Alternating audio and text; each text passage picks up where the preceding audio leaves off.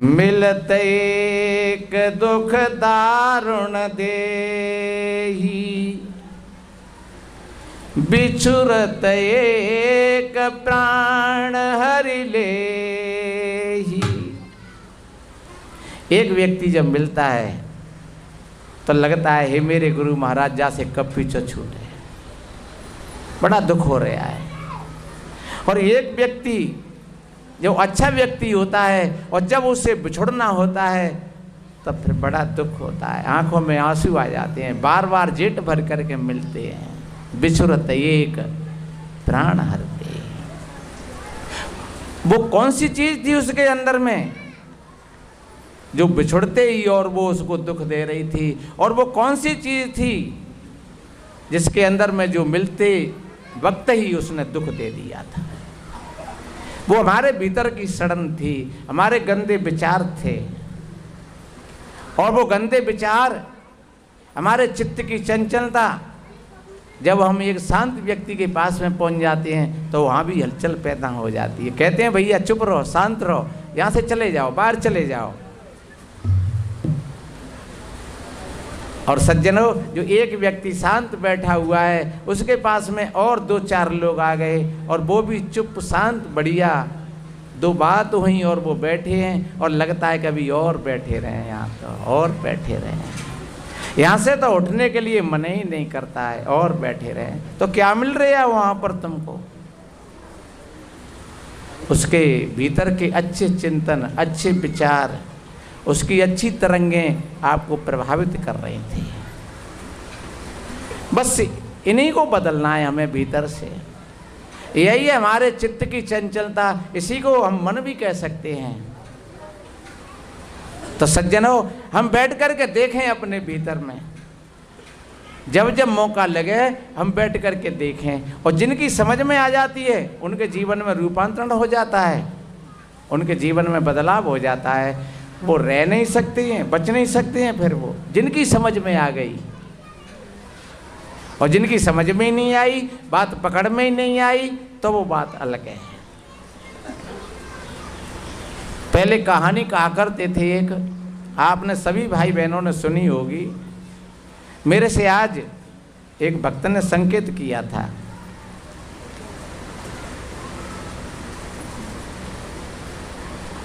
एक राजा था कंजूस,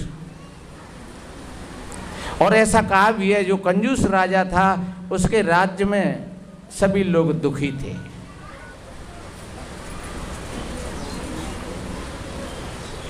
रामायण में एक चौपाई आती है कि सट सेवक नृप कृपण कुनारी, कपटी में त्रिशूल समचारी। सट सेवक, मूर्ख सेवक हो तो वो हमेशा दुख देगा। कहोगे कछू की और करेगो कछू है। तुमने कहीं कहने पानी भर लियो और बुत में कह गए वो खटिया और बिछैया पे शुरू कर दे। तुमने भोजन की कही और वो हार के लिए चला जाए। कृपण सट सेवक नृप, कृपण कुनारी, कृपण राजा। अरे हम उस राजा की बात नहीं कर रहे हैं, आप सब राजा हैं अपने अपने। कोई घर की मालिक नहीं है और वो कंजूस है, या उसके अंदर में पक्षपात है। अपने बेटा को तो दूध ते बेला बद्दो, और देवरानी के बेटा है वैसे ही पानी मिला के दे दो। तो वो कृपणता है, चतुराई है। इसलिए चाहे घर की कोई बहन मालिकिन हो, चाहे कोई घर का मालिक हो, अगर वो कृपण हैं, लोभी हैं, कंजूस हैं, तो उनके जो नीचे काम करने वाले लोग सभी परेशान रहते हैं। सट सेवक नृप कृपण कुनारी, और कपटी मित्र शूल समचारी। कपटी मित्र धोखेबाज गद्दार, और कदम कदम पर पति की बात को काटने वाली पत्नी। ये चारों शूल के समान बताए हैं शास्त्रों में।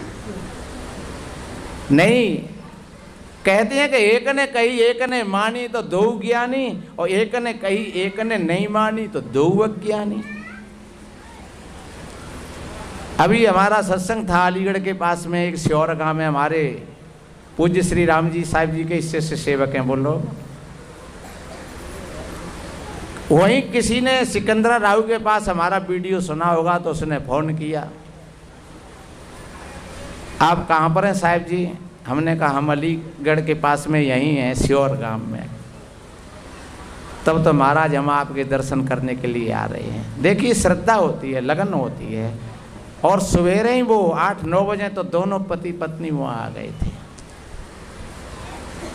उम्र होगी 50 वर्ष की दोनों की, और बता रहे इतना प्रेम इतना प्यार।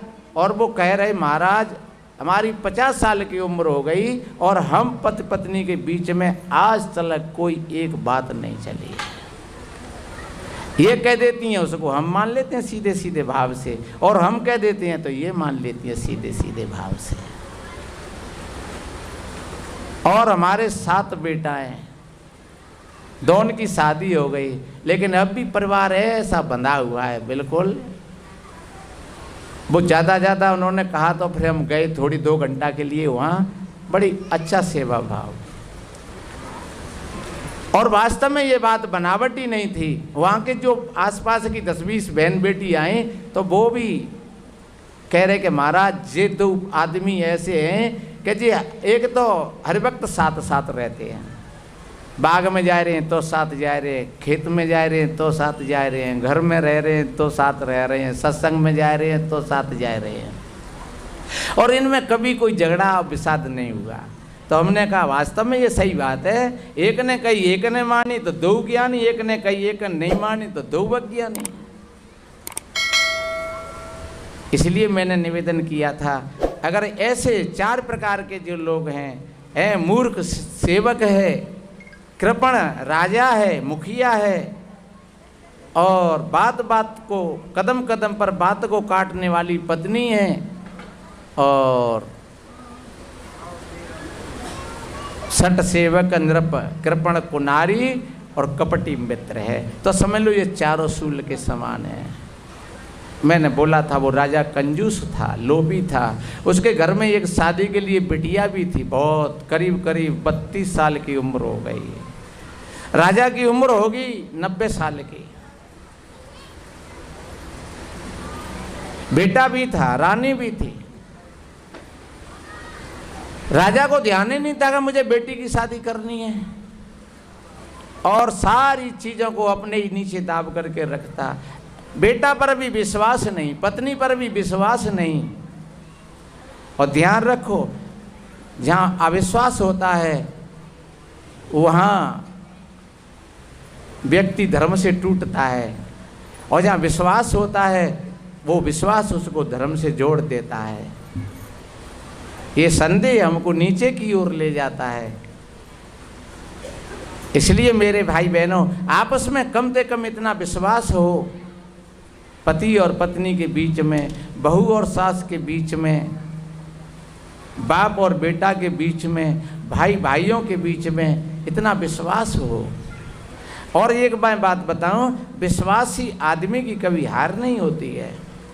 हाँ कभी कभार फंस जाता है, संकट आ जाता है, लेकिन वो संकट भी कुछ नहीं बिगाड़ता है उसका, वो संकट भी टल जाता है। विश्वास वट विश्वास चल निज धर्मा, तीर्थ राज समाज सुकर्मा। जब ऐसा परिवार में विश्वास हो, कहते हैं समाज वो सुंदर नहीं होता है जहाँ बढ़िया बढ़िया मकान हो, जहाँ बढ़िया माता बहनों पर गहने आभूषण हो, बढ़िया बढ़िया वस्त्र हों, और बढ़िया सारी की सारी सुविधाएं हों। वो घर बढ़िया होता है, हाँ वो घर बढ़िया होता है, पर नहीं, सच्चे अर्थों में वो घर बढ़िया होता है जहाँ जिस घर में कोई ताले और कुच्ची नहीं हो,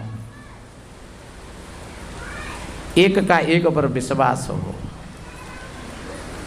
भले ही 4 देवरानी जेठानी है और एक पर एक का पूर्ण विश्वास है, तो समझ लो कि ये घर सबसे ज़्यादा सुंदर है, क्योंकि उस घर में ईमानदारी है, विश्वास है।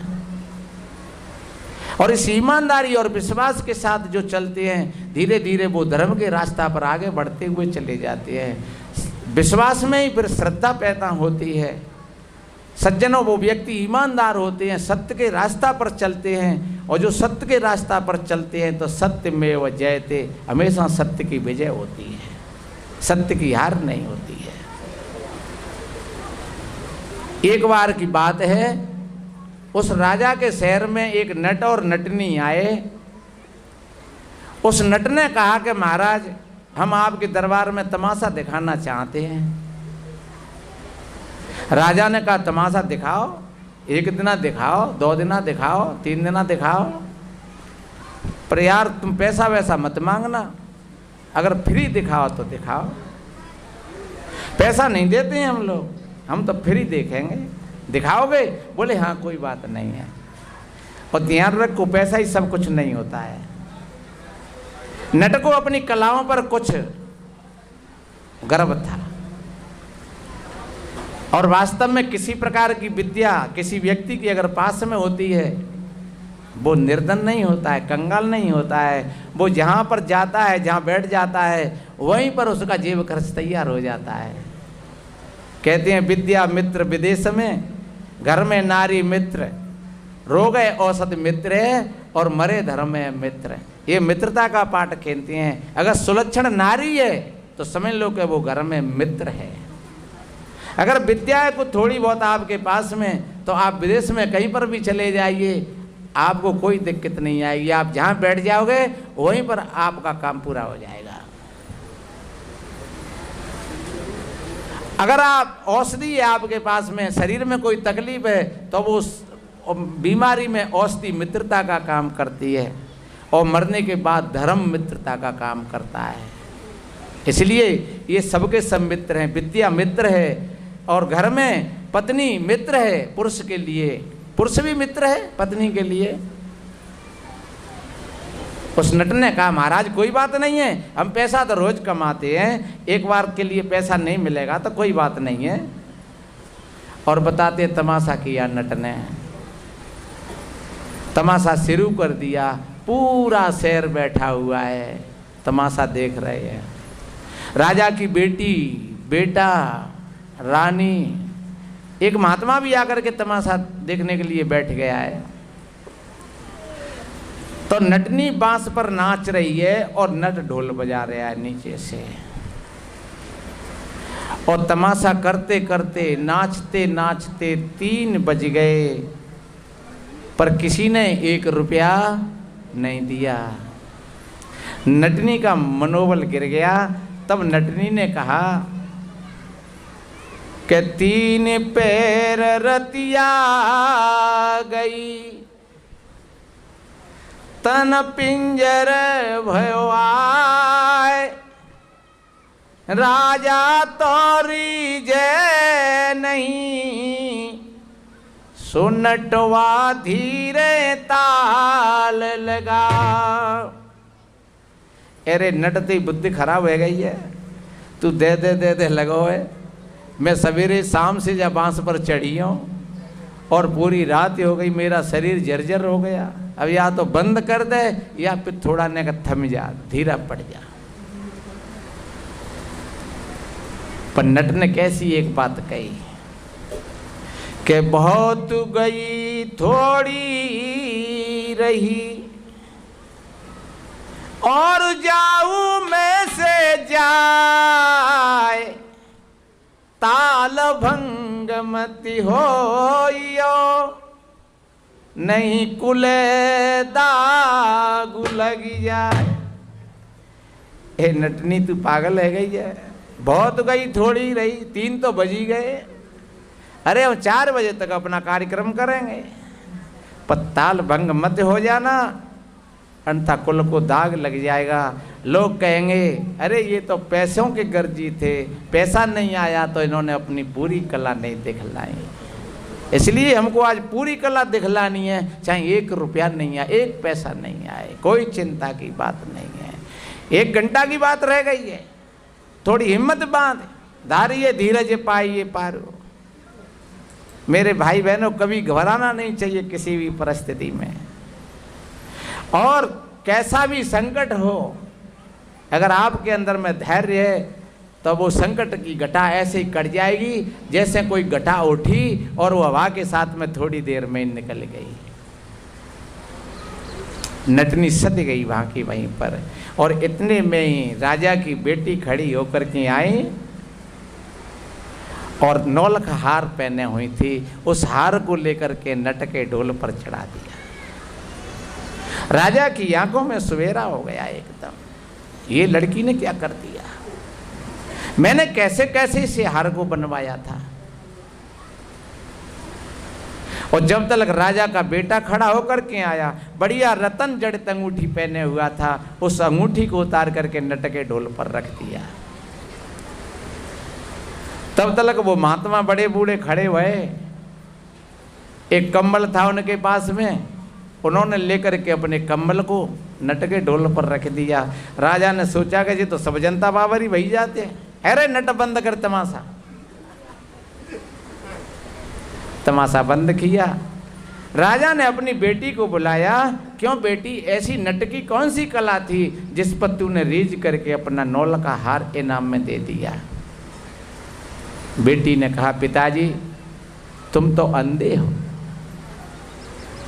मेरी 32-34 साल की उम्र हो गई, तुमने कभी ख्याल किया,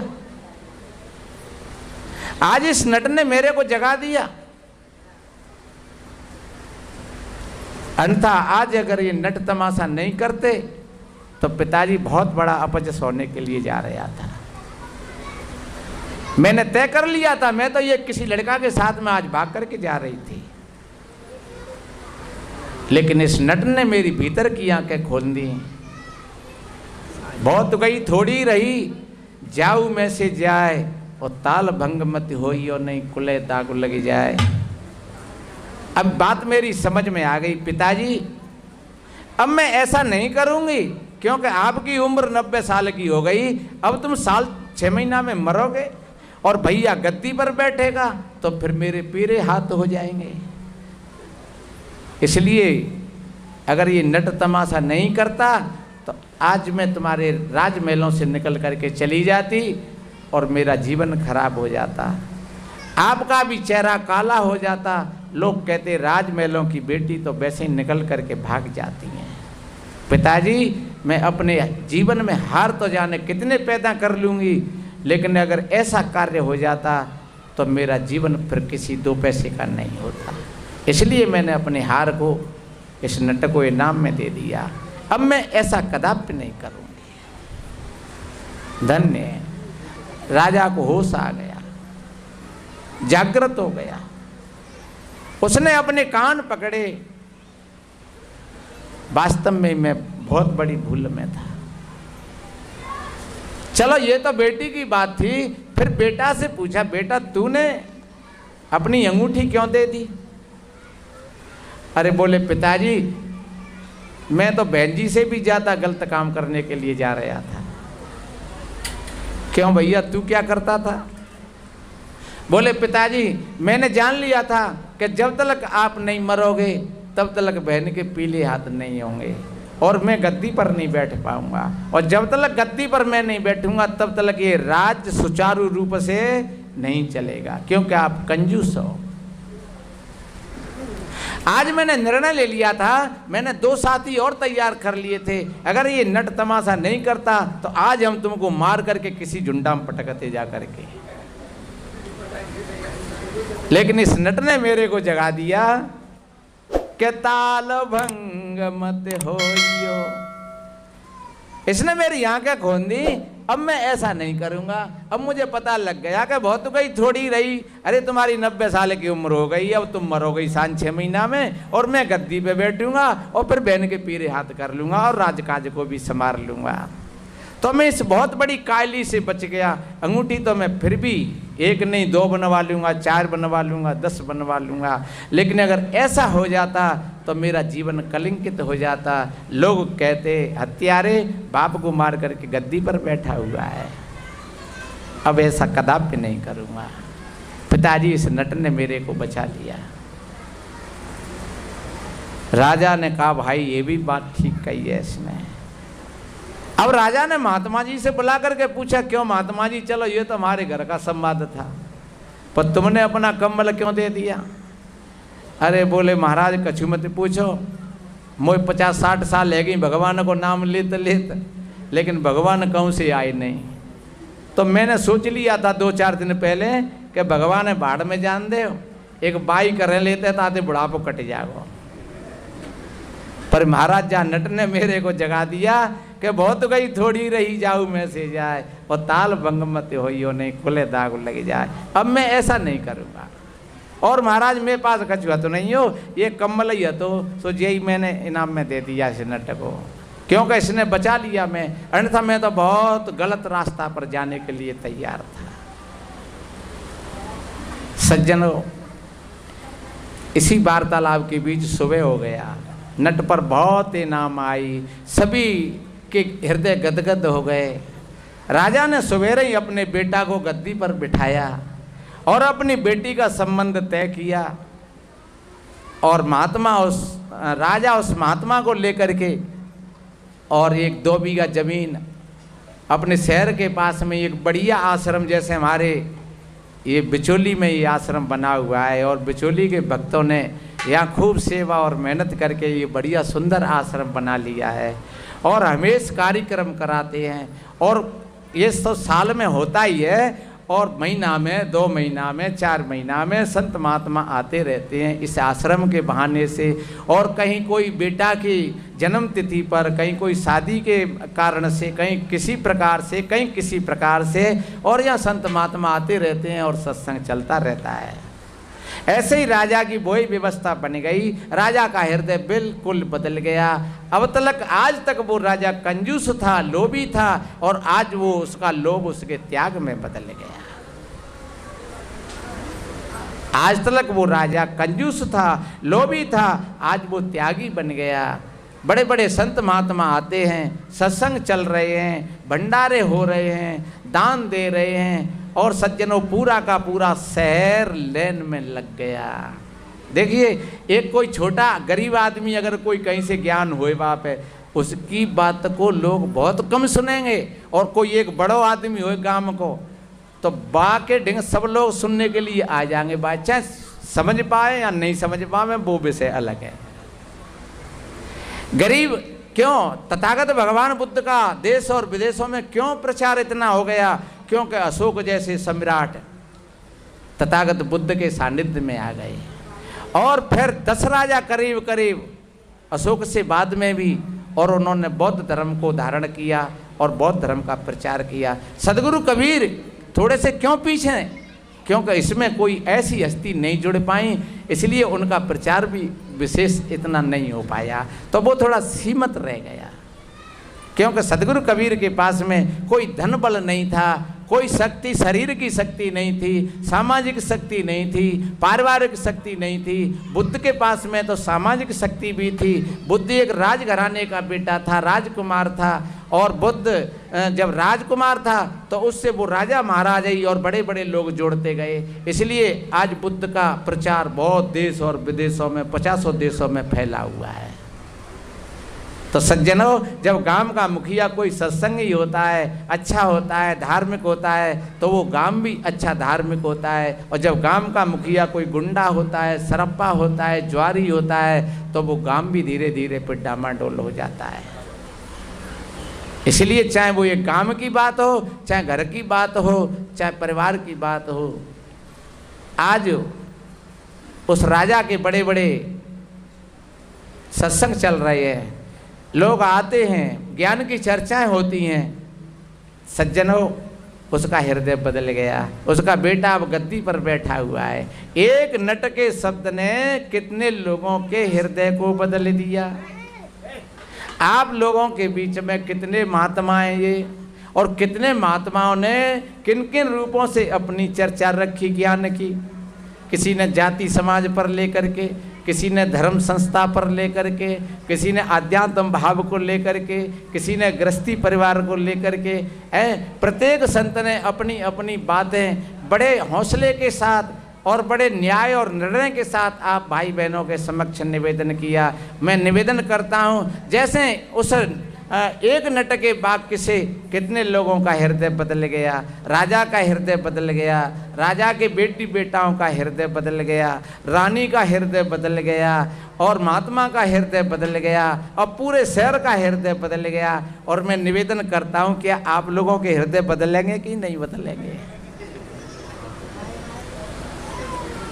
आप लोगों के जरूर, हमें विश्वास है, जब एक नट के वाक्य से जब इतने लोग बदल गए तो हम तो साधु महात्मा है। आप लोगों की श्रद्धा भी है, नट के प्रति तो श्रद्धा भी नहीं थी बेचारे के। आप लोगों की श्रद्धा है संतों के प्रति, तो आप लोगों का हृदय जरूर बदलेगा। इसलिए मैंने निवेदन किया कि हमें अपने जीवन का रूपांतर करना चाहिए, ट्रांसफॉर्मेशन, बदलाव। हमारा जीवन ऐसा सुगंधी में बने, अच्छा बने, सुंदर बने। सज्जनों, तो समझ लो आप सभी भाई बहन सत्संगी हैं, अच्छे हैं, सज्जन हैं। अगर सुन करके चले गए वैसे ही, तो फिर सुनने का भी कोई औचित्य नहीं, और संतों के कहने का भी कोई औचित्य नहीं। और एक बात बताएं, ये जीवन की साधना है। कोई आंख मीच करके बैठ जाए माला लेकर के, ध्यान रखो, वो वास्तव में भजन भजन नहीं हो सकता है। हो सकता है, कोई बात नहीं है, पर यहाँ तो सदगुरु कबीर साहब जी ने कहा है कि माला हले न कर हले, जिब्या हले न होठ, ऐसा सुमिरन कीजिए जासे बचे काले की चोट। है कोई बात नहीं है, लाइट चली जान दो, हमारी लाइट बनी रहे। तो इसलिए मेरे भाई बहनों, हम अपने जीवन में ऐसा बदलाव लाएं, और जीवन के बदलाव का नाम ही भजन है। हम कहते नहीं कि ध्यान करो ध्यान करो, तो ध्यान का मतलब जब कोई काम खराब हो जाता है तो क्या कहते हैं, अरे हम ध्यान चूक गए, ध्यान नहीं रहा हमको। इसलिए किसी भी कार्य को, एक बहन कह रही हमसे, महाराज हम किसी भी चीज़ को कहीं रख देते हैं फिर हमें ध्यान नहीं रहता है। क्यों नहीं रहता है? इसलिए नहीं रहता है कि तुम ध्यान से रखती नहीं हो। अगर तुम ध्यान से किसी चीज़ को रखोगे तो तुम्हें निश्चिंत रूप से उस चीज़ का ध्यान रहेगा कि मैंने वहाँ पर रखी। लेकिन तुम तो कहीं दूसरी जगह हो, और तुम चीज़ को कहीं दूसरी जगह डालेंगी वैसे ही बेहोशी में, तो तुम्हें अब ध्यान नहीं है। क्योंकि जब चीज़ को रखा था तब तुम उस चीज के पास में नहीं थे। जैसे अपनी चाबी, हमें चाबी रखनी है कहीं, और चाबी रखी तो चाबी को रख करके हम कहाँ जा रहे थे? हम बाजार जा रहे थे। तो हमारा ध्यान कहाँ था? चाबी पर नहीं था, हमारा ध्यान बाजार में था।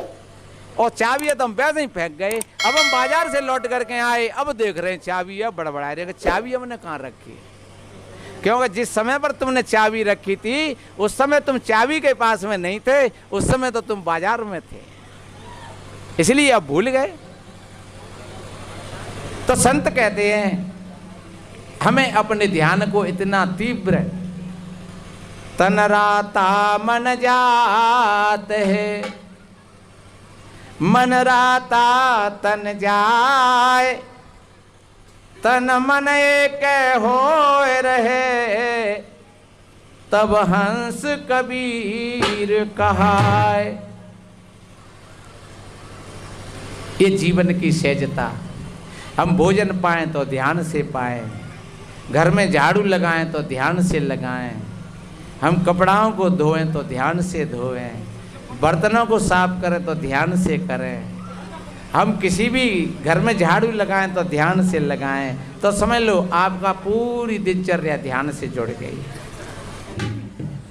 इसलिए मेरे बहन भाइयों, मैंने प्रथम चरण में निवेदन किया था कि हमें अपने जीवन का रूपांतरण करना चाहिए। जैसे एक नट की बात से और कितने लोगों के जीवन बदल गए, इसी तरीक़ा से संतों के सत्संग को श्रवण करके हमको भी अपने जीवन को बदल देना चाहिए।